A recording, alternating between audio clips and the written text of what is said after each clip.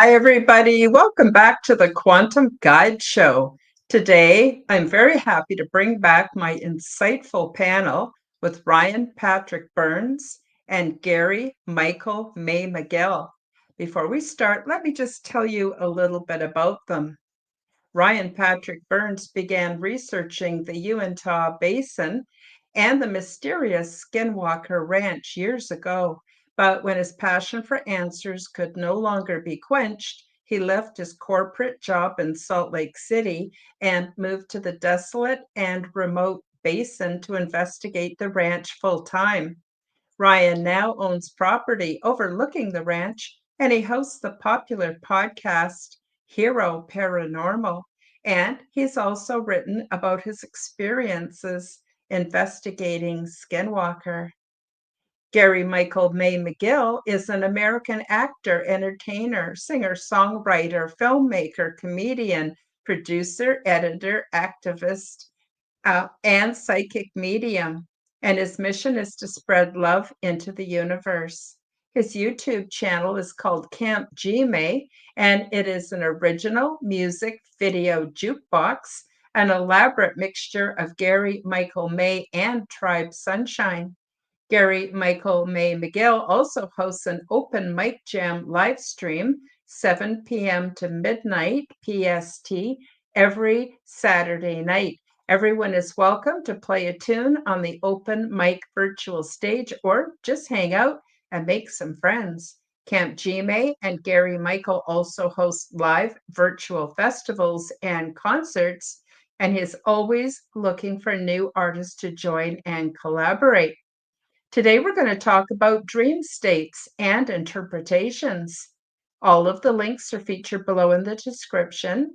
Please do check out all the links, subscribe to my channels, leave me a comment, and like my videos. And please do share my content with your friends. You can now join my YouTube channel and take advantage of my perks and help to support the channel. So without any further ado, let's bring on Gary and Ryan. Hi, good to see you guys. How you doing? Doing great, Karen. Great to be here. Thanks. Ryan. How's it going, Gary? Yeah, I always enjoy meeting up with you guys. It's always a good discussion, interesting topic. And so today is no exception. So we're going to talk about dreams and dream states. I myself have various dream states. I've got regular dreaming, lucid dreaming, and what I call transdimensional experiences. And I have no idea why I have these experiences. I just have them and like to talk about it. So, Ryan, why don't you start us off with what you understand about different? Oh, please feel free to also add anything I may have left out of the introduction.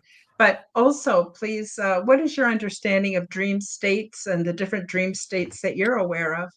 Yeah, this is a great topic, very great topic, and of all the podcasts that I do, this is one that I'm always looking forward to with Gary and yourself. It's one of my favorites because I always love just where the direction it goes and how it evolves. And it always turns into like a lot more exponentially than it begins with.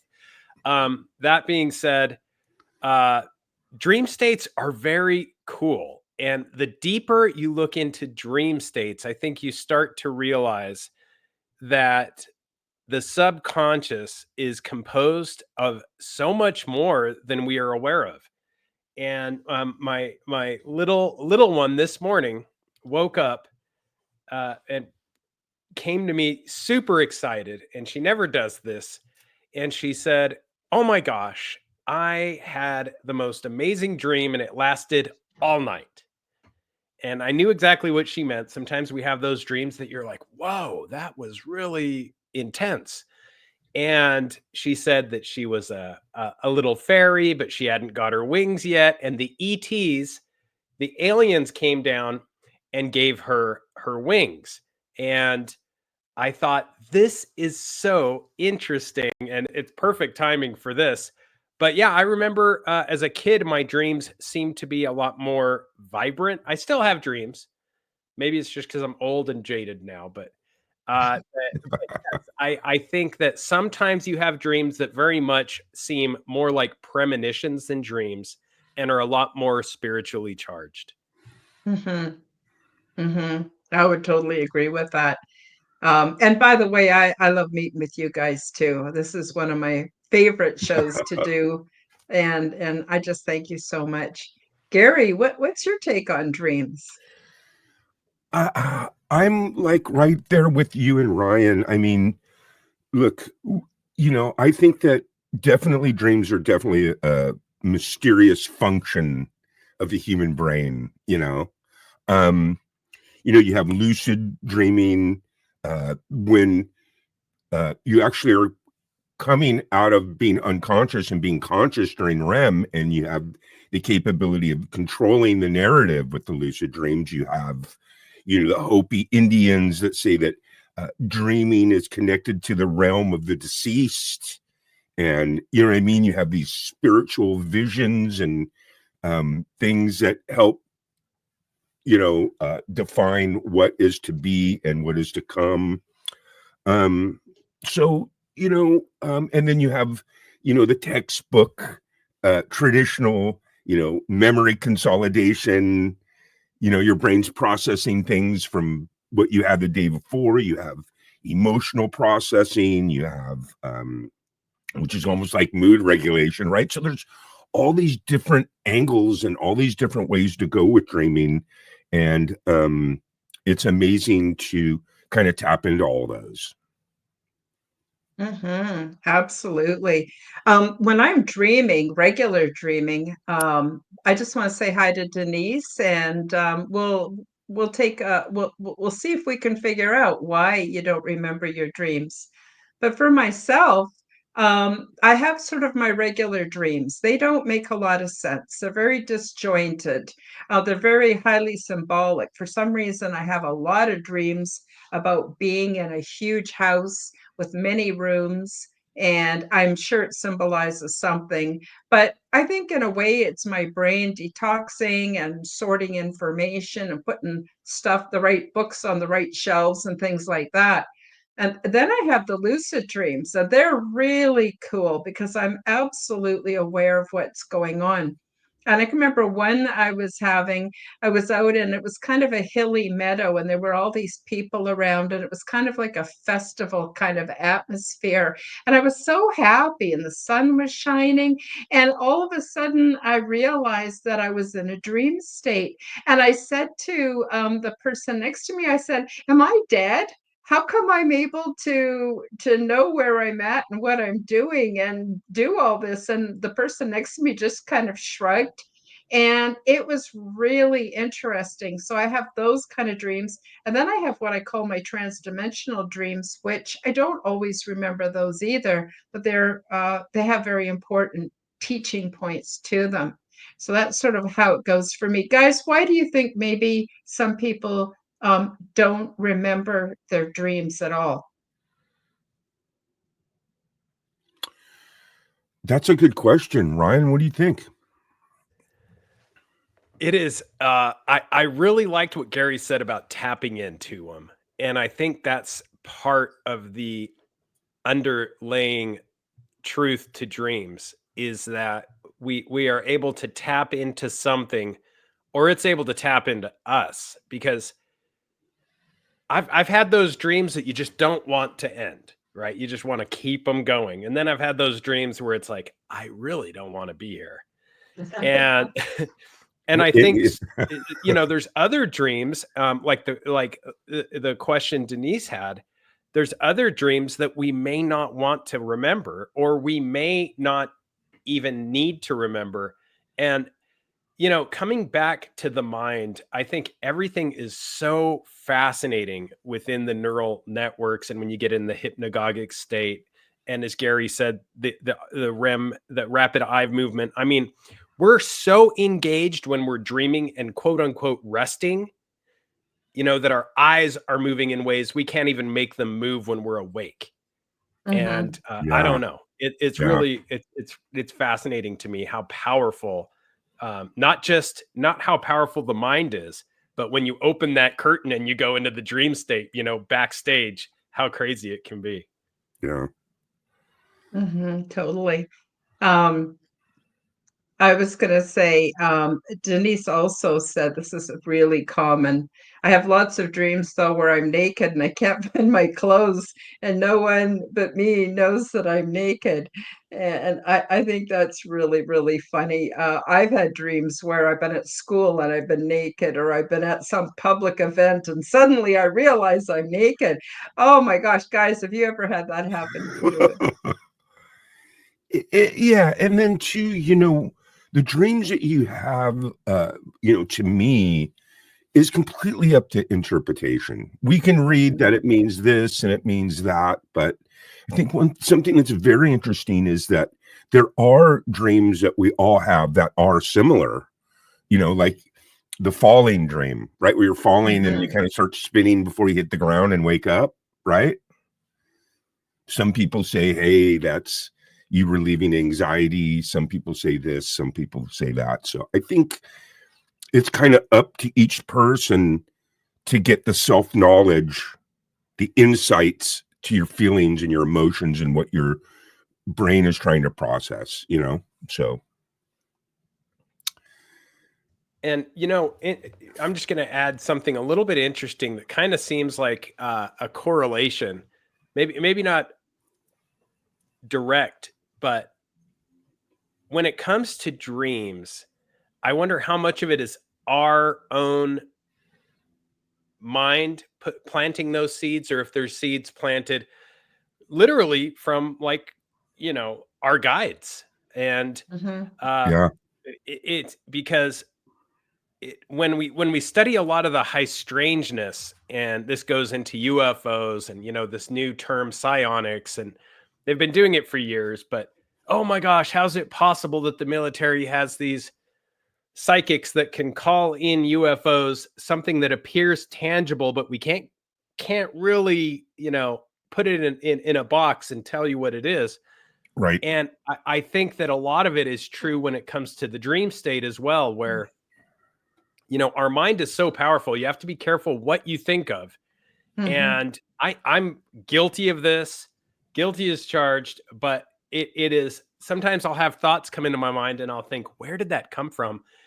And I'll entertain them for a moment. And then I realize, no. Like, my number one job is to keep this little area clear, to keep that fertile ground for the right seeds and not the wrong seeds, because the wrong seeds can kind of take over, right? Yeah, I believe in mental hygiene. I think it's really important. Um, I started, well, actually, quite a few years ago, around, I don't know, 2012, I started being aware of what I was thinking. And boy, what a lot of garbage running through my head. Repeat and repeat and rinse and repeat. And it did me no good at all. It didn't make me feel good. It didn't add anything to my life. So I started slowly weeding those out. Then there's another concept that people have, and they refer to them as archons, they are possibly interdimensional or of a different dimension creatures, for lack of a better term, that can influence our thinking because they feed off of our negative energies, our fears, and our anxieties. So I started challenging a lot of my thoughts on that and just identifying, okay, that thought, no, that's not mine. I don't know where that came from. I don't know whether I'm trying to traumatize myself or what. It doesn't matter where it comes from, but out it goes and I replace it with something else. I've gotten to the point where I'm not perfect at it, but most of my thoughts are my own and I'm very aware of what I'm thinking all the time. Like I'm just not in that same unconscious state I used to be in. And I think because of that, I'm more open to my subconscious communicating with me because I believe ultimately my subconscious is a part of me. It might be even attached to my higher self. It cares about me. It wants a good life. It wants what's best.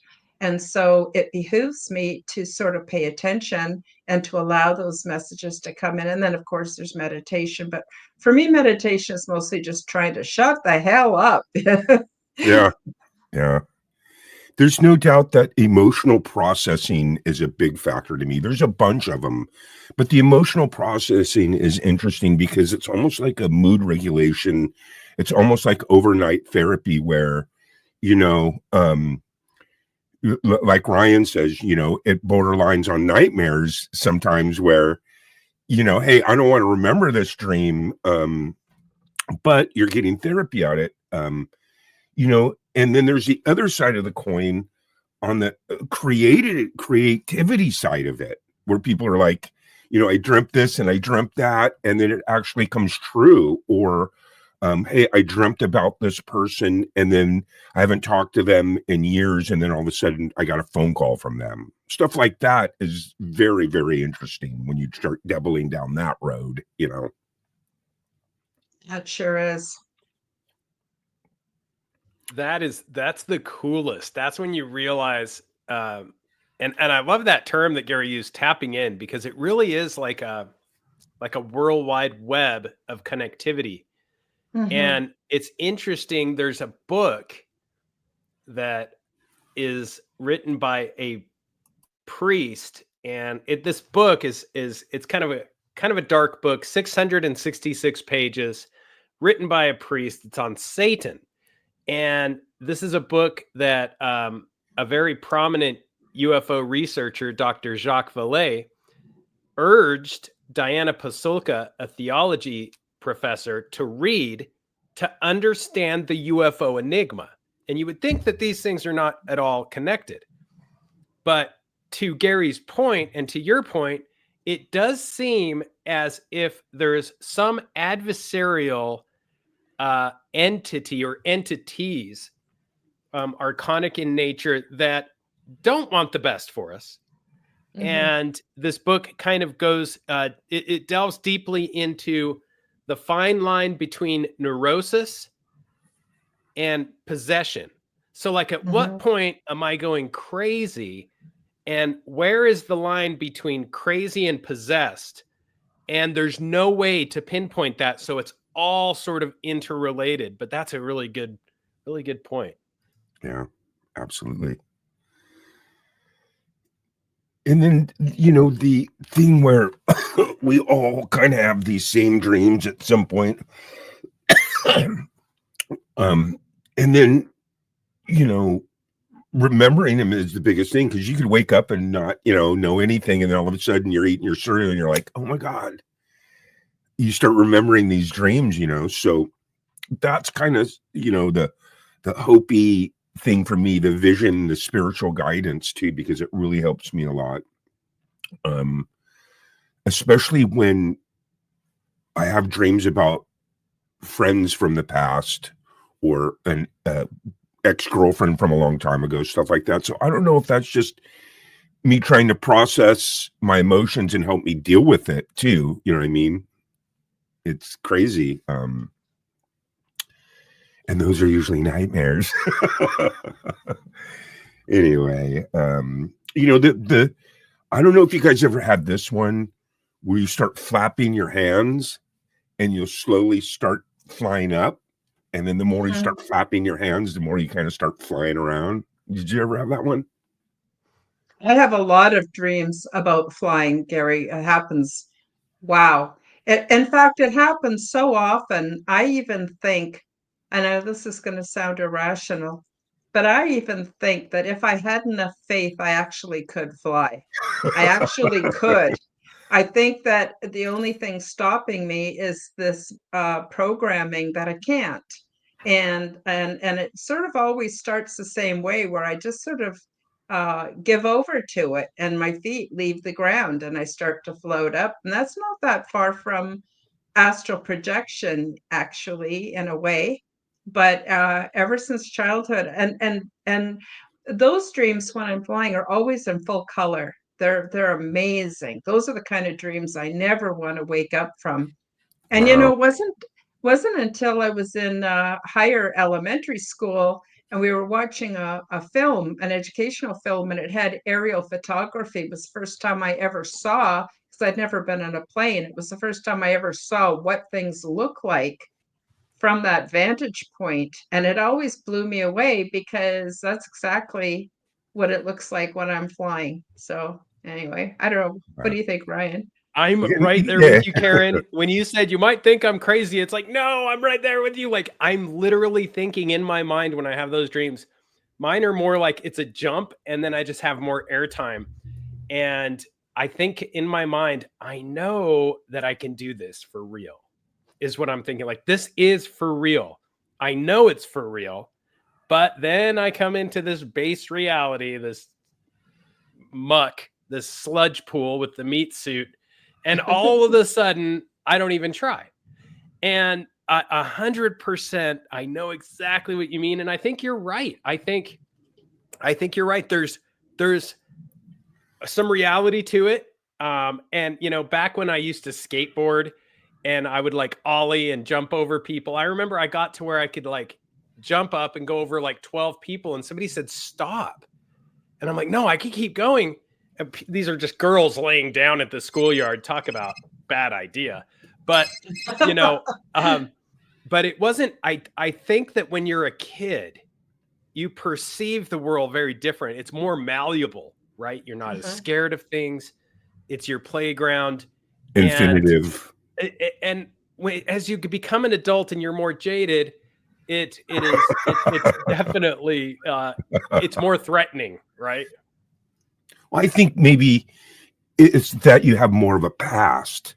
See, for me, I think when you're young, everything seems more infinitive because you've never done it before. You don't have any past. You don't have any, hey, remember when? It's all beach party, going to the drive-ins. You know, it's infinitive because you've never done it. But then as you get older, you have this long list of past. Remember when we went there? Remember? So you live in it more. And now you stop living in infinity. So, you know, the dreams help me get to where I'm going. And you know what? I don't know if you've had this one, and it's crazy how we all can relate to the same dreams. The one where you're like trying to run, but you're not going anywhere, right? Yes. What about you, Ryan? You have that one? Yeah, I've had that one a lot.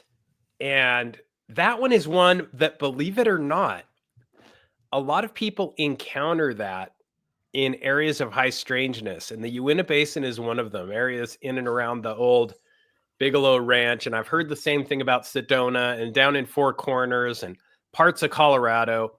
And any area that is sort of at times can be negatively charged, and it literally feels like it's pressing down on you. And I've heard, I mean, if I said I've heard 12 stories of people encountering that and encountered it myself, that would be minimalizing it. Tons of times when people are scared or something or running towards something and they're just like, it's like I'm not moving. It's almost like there's nothing happening here, but I'm making the effort. Yeah. And I'm always mesmerized with the connection between the other side and this side, because it's sort of like that neurosis to possession theory. There's nowhere you can put a line. It's all just a gray area, right? You can't say this is where reality ends and the dream state starts, or this is where the dream ends and reality starts. It's all interconnected. I agree. I agree. And I do think that, you know, different dream states are almost like possession. I want to tell you a brief example of what happened to me. So I find, and I cannot explain this, I have no idea why this happens, but when I'm waking up, just before I wake up, my body goes into a physiological experience, and my whole body goes very, very tense, but I have a buzzing, a full body sensation of a strong, unpleasant buzzing sensation. And it cycles, and I've counted it because it's happened often enough that it cycles, um, where the tension builds for about maybe 2 seconds, and then it releases for less than half a second, because I count 1 and 2 and get an idea of how long, and then it releases. And when it releases, then I'm acutely aware of how tense I was. So then my body will go right back into this rigid buzzing sensation, and it'll build and then it'll drop. And it's at the dropping point that I'm aware of how intense it was. Now, by this time, I'm waking up. And by the time I'm fully awake, it just fades off and I'm no longer aware of it. So I have no idea what the hell that is. And I don't like it. And I would really like it to go away. But another thing that happened at the same time as this, one time, while I was just before I woke up, while I was just super aware of this intense, unpleasant buzzing, there was some kind of an entity, and it needed my permission for something. And the weird thing is it asked me in English, it asked me if it could cup me, C-U-P, cup me. And I didn't know what it meant. And I was certainly not going to agree to anything I didn't know what the hell it means.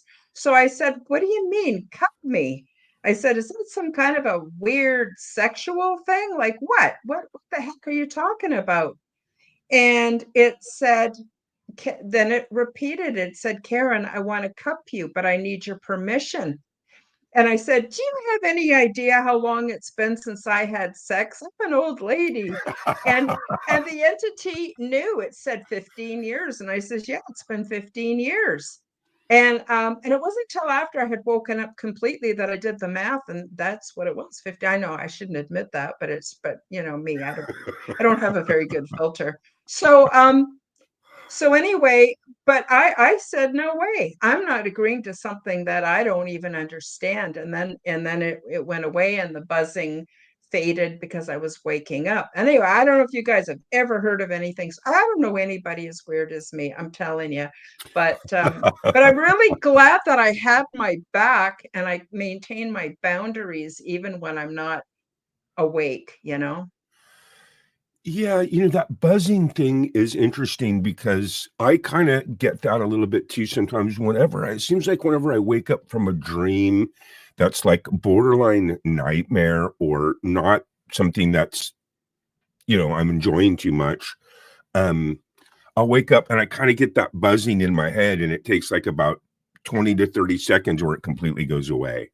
It's weird. It's like a buzzing. It's like a and then it dissipates and gets softer. I really don't think it's in my body. It's more in my head. Is that similar to your buzzing, Karen?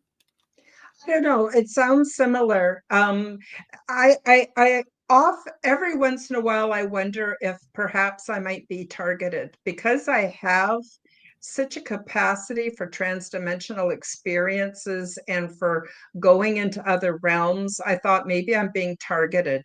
Maybe because it feels very much like a technology. But then I stopped myself from thinking that because A, I don't want to give it any power. And number two, I don't want to be, nothing's to worry about without that.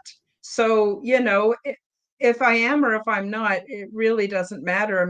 I just have to deal with it. And sometimes I go for a period of time where I'm not aware of it at all. And other times it's just really awful. And, but I just kind of go, well, I have so many weird things, I don't know what it is. And we're here for a short period of time. I would rather use my mind to think about things that make me feel joyful and help make a difference in this world. Yes, yes. Yeah, the dreams are just crazy because like we talked about, there's just so many ways to interpret them. There's so many different types of dreams. And, we all know that, hey, look, I could watch 100 videos that tell you that coffee's great for you, and I could watch 100 videos that tell you that coffee's bad for you. So the people that interpret the dreams, to me, it's more of how you interpret it. Mm-hmm. Definitely.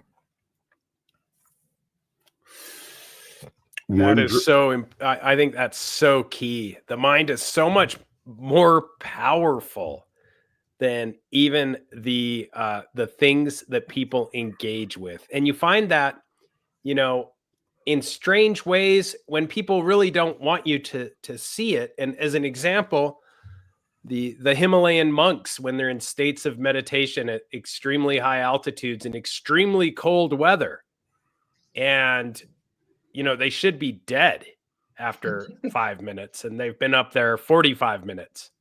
And you know, unfortunately, people from the West have actually videotaped this and documented this, and they realize, wait, this can't happen, but yet there it's happening. And it's right. because they aren't there. They're in such a deep state, such an intense state, whether it's a dream state or a different form of consciousness. Yes, yes. It's almost like a borderline lucid dreaming, you know, Mm-hmm. where they're meditating and they're in a dream state and they can regulate their body temperature. They can, you know, to defy those winter cold nights, you know, where it's people out there would be freezing. They're out there in a sheet, you know. Yeah, they literally hit the pause button. Like Gary said, they're not there. It's like, I left the car in the parking lot. I'll be right back. Leave it running, but I'm not there.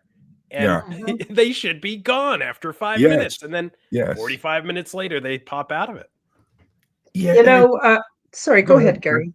Gary. No, go ahead. I was going to say, and the more research I do on simulation theory, the more I begin to wonder if perhaps this isn't the simulation. Maybe this is the dream state, and maybe when we're in the dream state is more the real or base reality. I don't know. It's all very interesting to toss it around. It is. It is. And what I find interesting is, and I don't know if you can relate, but it always seems like there's a few different situation and places that I go to that, you know, of course you're going to have dreams that are bizarre and way out in left field, but you always kind of have these same little, like Karen says, when you go to that same house with all those rooms, you know, you're always kind of returning to the scene, you know. One of my biggest ones that I've been having a lot lately is because I'm old school, so I really don't need GPS. I know where everything is, from California to Los Angeles to Oregon to Washington to Montana, Idaho, Colorado. I can drive anywhere. I don't need a map. Okay. So I know where I'm going. But I have these dreams where I don't recognize where I'm at as far as like the city or whatever. And I'm trying to just drive or somehow travel, whether I'm running or I'm in a car or I'm on a bicycle or I'm actually even in someone else's house, like going through their house to get out, to get outside, to try to get somewhere where I recognize where I'm at. See what I'm saying? Isn't that crazy? You ever have any of those type of dreams? Yeah, this is something that is more common than people would like to admit. Sometimes, and this has been an issue this month. I've had a building and a move at Space Wolf Research 3 times. Yesterday it moved 2 feet, and I've got people checking on the buildings, and these are just, you know, they're big buildings, but they're not skyscrapers, but these are buildings moving, sheds, and you know, there's no marks or anything. And this has happened in the past. But what's interesting is when I talk to the people, I'm like, are you sure it moved? Mhm. And then it's almost more of a Pandora's box talking to the people than actually dealing with how much of this shed or that cabin or this container has moved, because they say, Mhm. well, I think it did. I mean, I put things down, and that reminds me, there's a whole bunch of people worldwide that have this disappearing building phenomenon where they'll drive by something and they'll see something and they'll be like, that was not there this morning, or this, what, I mean, and that's a whole other issue. Have you heard these stories about people going into like these areas, and either the buildings are disappearing or not there at all, or they see a building that was there 50 years ago. They describe it perfectly, but then when they go back, it's not there. And only then do locals tell them, yeah, that was exactly what used to be there, but it's no Yeah. longer there.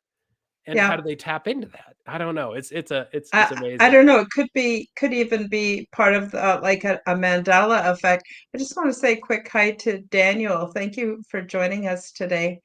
Um, you know, the other thing that's a little off topic to that, but not too far off, is those walking trees. There's all kinds of video clips of trees, and they're not just moving, they're moving at a speed that is super noticeable.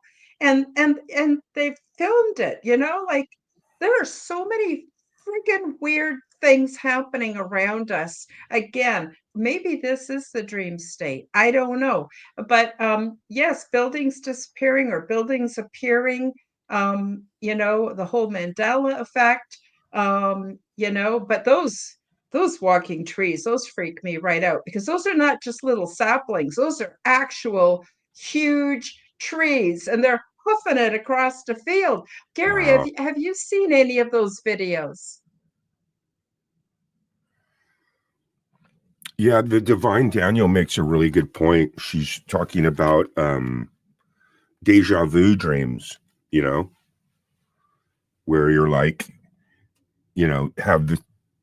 might be having the same dream that you've had before. You know what I mean?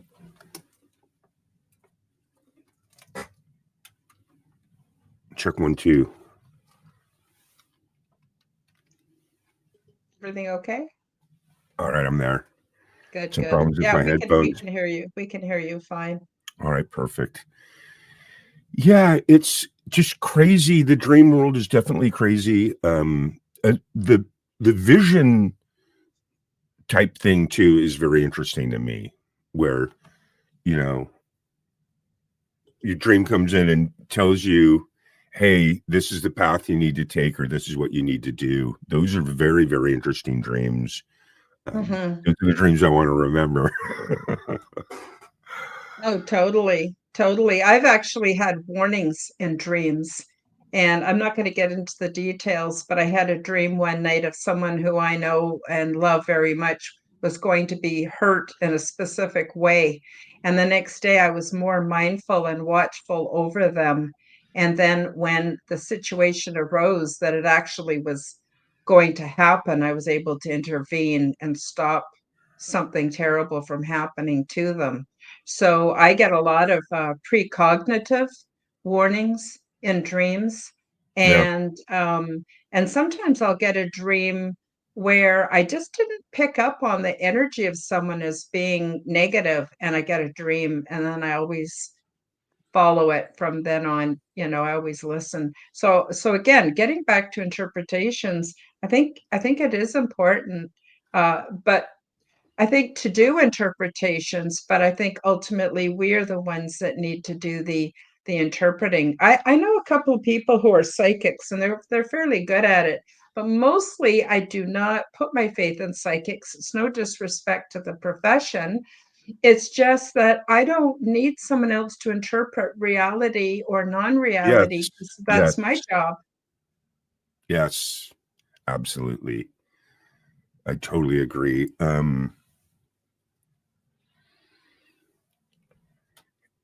It's crazy, you know, because look, we all know that in order to deal with something, sometimes you can't just suppress it. You have to deal with it and work it out so that you're copacetic.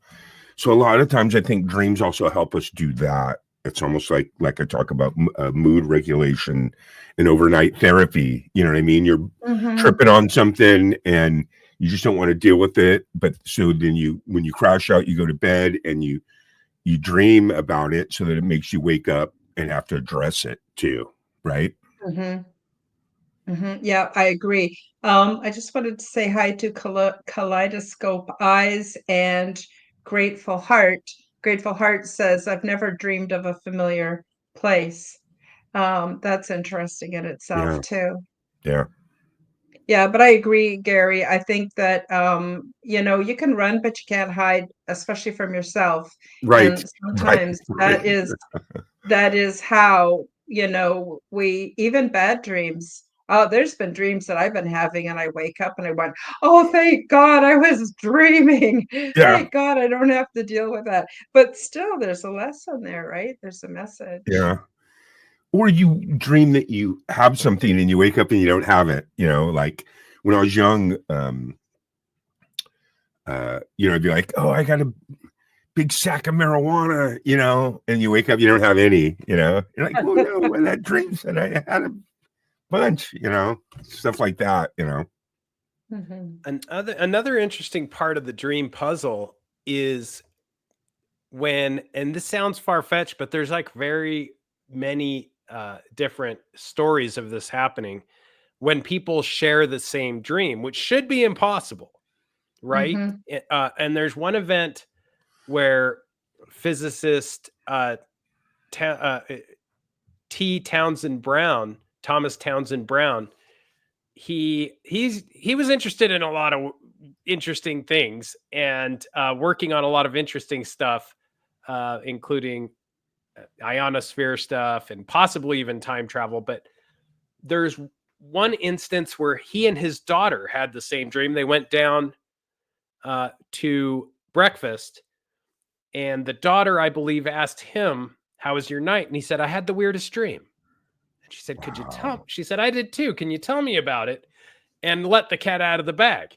And when it comes to consciousness in the dream state, that's so hard to kind of put in that calculation. How can two people have the same Yeah. dream unless it's really not a dream, right? Unless like you Mm. said, this Mhm. this is the simulation and this is not base reality. Case in point to that, I have twin granddaughters that are going to be turning 6. But back when they were about 2.5, 3 years old, I was having a lucid dream and I went to visit them and I met them in a garden. So I often will create a garden environment when I want to meet up with people. And I met with them and we just hung out for a while. And the next day, my daughter calls me and says, "Mom, were you visiting the girls in your dreams last night?" And I said, "As a matter of fact, I was."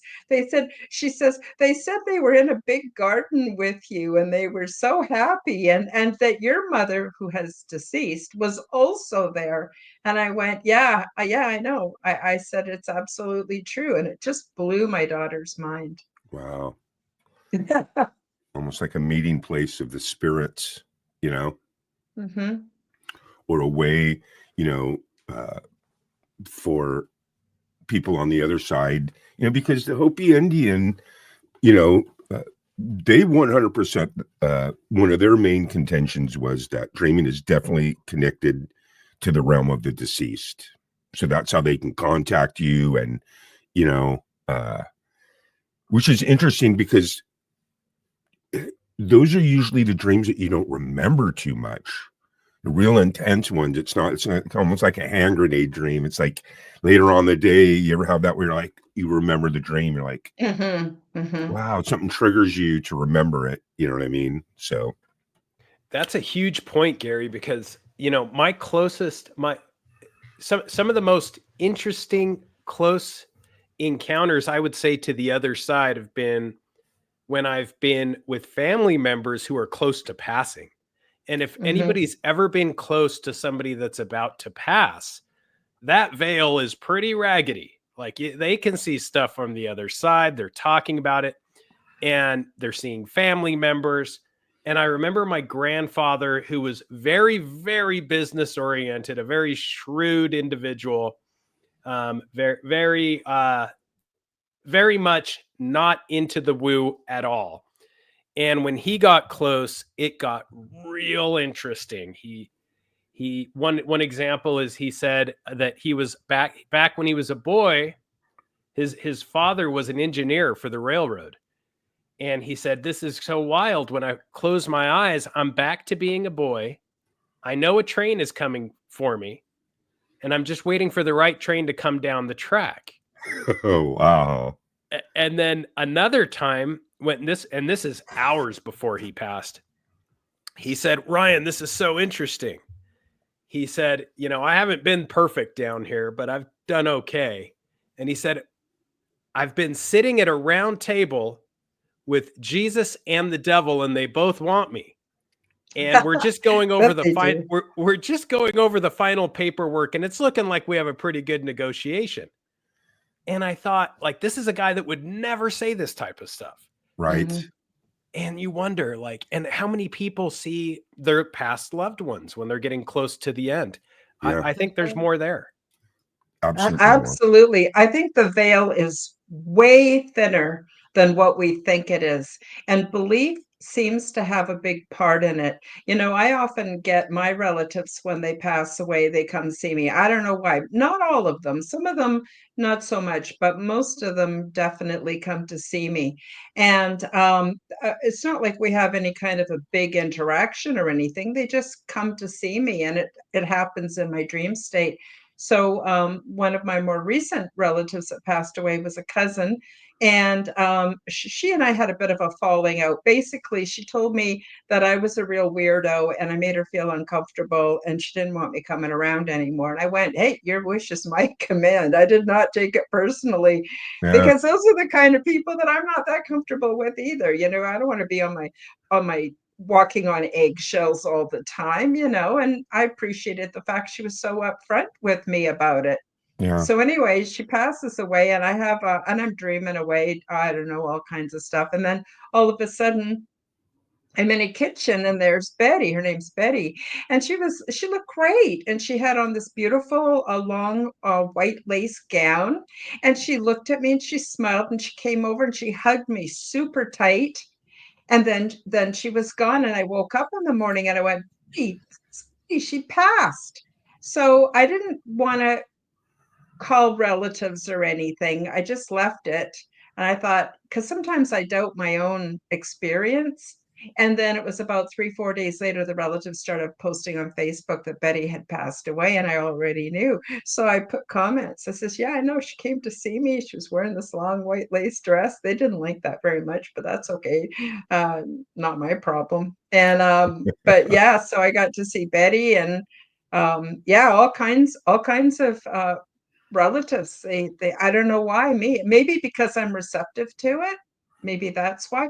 But ultimately, what I'm trying to say is I think the veil is way thinner than what we think it is. And I yes, totally believe that when we die, we're just shedding our mortal coil, and that there's yes, so much more. And I think that I had a guide at one point in my life where I was worried about dying, and my guide said, "Karen, if you had any idea how many times you've been born and died, you'd laugh at the whole fear."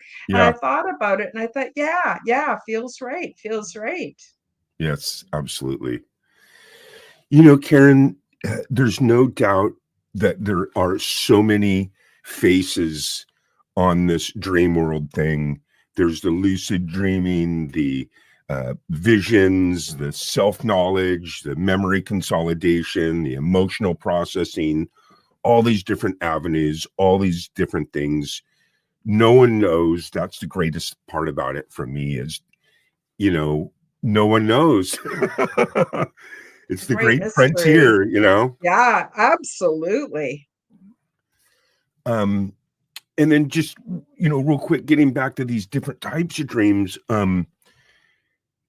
I think it's interesting that we all have completely whacked out, completely different dreams, yet we all have some similarities. That's kind Hmm. of interesting.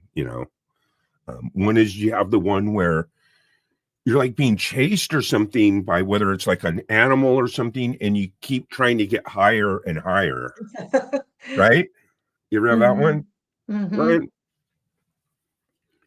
Absolutely. So you've mentioned so far the common dreams is falling, flying, running but not going anywhere, Yeah, trying to get away, and climbing. Yeah, I agree. It is very interesting that we all share certain dreams that are, if not very similar, maybe even the same. yeah. one dream that I haven't had in a long time, I used to have them all the time, was it's kind of like the house dream with you, where I'm like in this house. It's always like the same house, but it's like right down on the beach where the water's like coming into it, not like knee high, and you're like trying to just deal with that or something. That's a crazy dream, but I haven't had that in a long time. Mm-hmm. Mm-hmm. Yeah, there's so many. I'm wondering if either of you has ever dreamt that you've died. I have never, I don't think, dreamt that I have I haven't died. had that one. No, I haven't had the dying dream.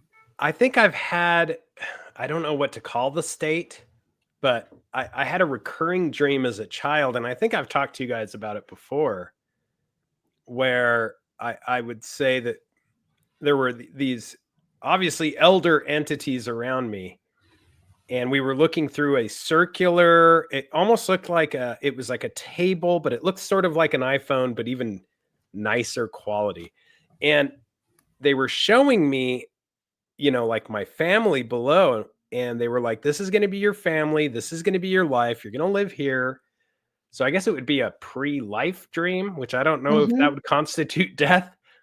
But I was like, yeah, send me in, like, put me in, coach. And they were like, well, hold on. Like, it's not perfect. It's not, you don't have to go. You can stay on the bench if you want a little Mm-hmm. longer. And I was like, no, throw me in. And it was so, I, and this gets weird because the fact that the table was white and round and seemed like a technology, but that technology wasn't around yet. And I was having this dream as a kid. It almost seemed, I'll just say it. In my mind, in my human, raw, unsophisticated words, I would have to say that I was with at least demigods of some sort. And they were Mm-hmm. showing me a potential life path. And they were kind of really feeling me out as to whether I would assume all of the reality of that existence and be okay with it. So none of that karmic debt would go on to them. And Mm-hmm. and I was like, yeah, this, I've had worse. I remember, like, this is nothing. Like, I've had way worse existences than this. And it was really interesting. So I think that, yeah, I don't know. I think that there is, if I was a gambler, Karen, which I'm not, I would bet the ranch that yes, we come back over and over again. Mm-hmm. Right. I Well, I mean, mean, yeah, it's the only two things that are pretty much been happening since the beginning of time. yeah. People die and people are born. It's a never-ending recycle. And when you think about time in the grand scheme of things, it's a really well, and up until more recently, it was a very short period of time. Many people died when they were babies. Many women, young women, died in childbirth. People only live to be 40 years old, and that's the average age. So, there was death and dying. I've been watching kind of binge watching on Netflix, the Vikings, the series called Vikings, and it's just like, man, they're just killing each other left, right, and center, and that has been a reality. There has been Yeah. so much war, there's been famine, there's been everything. It makes no sense that we as intelligent creatures would come and have this such a short, not to mention shitty end of the stick for most people, unless you're an elite or royalty, and even then everyone's trying to kill you Yeah. and take over what you got. So either way, it's the shitty end of the stick. Doesn't make any sense unless it's for soul evolution. And that's what I believe, that I'm Yeah. here for soul Right. evolution. And because I'm kind of convinced in reincarnation, I sure as the hell don't want to come back and do the crap part over again. Like, if I'm going to come back, I want to be at the next stage and not have to keep being a dummy and going through that same crap over and over again. Pardon me for being so rude, but that's sort of how I've been looking at That's it. okay. That's Yeah, okay. I recently heard somebody say something interesting, and they were I took my kids to see this new what is it called? King of Kings, a little animated thing about Jesus. And they, at the end, they frame it really well. So it's not, dark and the kids weren't scared or any of that. But at the end, my boy actually said, why'd he do that? Like he could have just kept living. And I was like, wow, that's a really difficult question. And I basically said, well, he wasn't scared because none of it was really real. And as I said that, I was thinking to myself, Ryan, you need to be listening to your words more than he does. Like none of it's really real. That's, maybe these individuals with like Christ consciousness or, like the monks that can withstand the temperatures. There's a reason why, Buddhist monks can do things like douse themselves with gasoline and light themselves on fire and not even move a muscle. It's because they've got a little bit better programming as to what is real and what isn't real. And as you said, that they can see through that veil. Yeah. Wow. Yeah, that's Totally. interesting. What's real and what's not real. I mean, last time we all got together, we talked about out-of-body experiences, and it's almost real in that same family. Because when you're out there dreaming and doing that stuff, you're not really in your body. Some other form is out there running around and doing it somewhere else. And then also too with,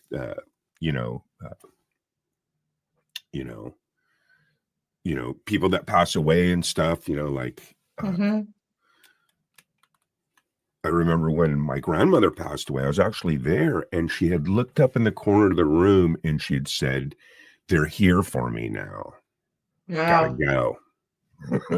So, when you have life's experiences, and that's what we talked about, it's how you interpret it. It's your life. It's what you're doing. So it's interesting to try to figure this all out. And it's a never ending thing because it's a complex function, and it's a pretty cool ride. I enjoyed it, and I enjoyed the insight of your dream interpretation, Ryan, and your knowledge. And Karen, I enjoyed talking to you and hearing about your dreams, and just had an absolute blast today talking about this. Is an excellent topic, you guys. Yeah, thank you so much for being here, and also the folks that join us in the live chat. I really, really appreciate all of you. Now, we're pretty much out of time, guys. How about if you each take a few minutes, any closing comments you have, but also tell people what you got going on, where people can find you and reach you. Gary, don't forget to tell everyone about Flower Fest coming up on Saturday night. And so let's close things out that way. Yeah, I have, as well as I have these virtual concerts that I throw. I have probably about 30, 40, 50 really cool musician artists from around the world that come hang out with me every Saturday night, do like a little open mic. And then every couple months, we all get together and we just throw a big festival. This Saturday is Flower Fest. And how we're billing this is we kind of want to, I kind of want to, I'm tired of just these labels that divide us all. I'm absolutely sick of it. Male, female, black, white, green, purple, Protestant, Democrat, this, that, Hindu, all these different things. So the only one that's allowed to play at the festival are humans. It's going to be a human, and we're all a flower, and you can be whatever flower you want to be. You could be multiple flowers. You could be a combination of flowers. You can be just anything you want to be and express who you are. And that's what we're going to do. We're going to spread love into the universe Saturday night. So I hope that at some point you can pop in and join us. It's going to be from 7 Pacific till midnight. A lot of cool artists. That's at Camp G-May, which is your channel. Saturday night. But once again, to also thank you, my closing statement. Thank you, everyone in chat. Sweet dreams. Ryan? Thank you. That is great. Yeah, Gary, that sounds cool. Camp G-Made, that's on YouTube for everybody that's listening. And let's see, what do I have going on? Oh, let's see, Thursday, May 1st, Beltane, May Day. I will be on Coast to Coast AM. And Nice. so definitely, if you're up, catch that. Wow. You can also catch more of me smacking my gums and yapping at heroparanormal.com or Hero Paranormal on YouTube. And yeah, this is a riot. This is a blast. I can't wait to talk to you guys about something else, because it always gets deeper than the initial idea. Yeah. 3 heads are better than 1 for sure. So thank you, both Gary and Ryan. Appreciate you so very much. Thank you to everyone in the live chat. And I also want to thank all of those that are listening on an audio podcast or are watching a replay. And please do share us out with your friends. Leave us some comments. Love spending time with all of you. So that's it for today. If you want to come back on Sunday for the Aliens and Angels podcast, I'm going to be talking to somebody who is going to be talking about the quantum physics, but basically he sees everything as being frequency rather than dimensional reality. So that should be an interesting show on Sunday. Yeah, and I guess that's it. So thank you everybody again, and take care, and we'll see you next time. Bye-bye for now. Sweet dreams. Thank you for joining me for the Quantum Guide Show. Become the change that you wish to see in the world. Subscribe to my YouTube and other channels at Karen Holton TV. Click the like button, leave me a comment, and share this podcast with your friends. Read about my true life ET contact in my book called Transdimensional, Meet the New Neighbors, which is now available in Amazon bookstores worldwide.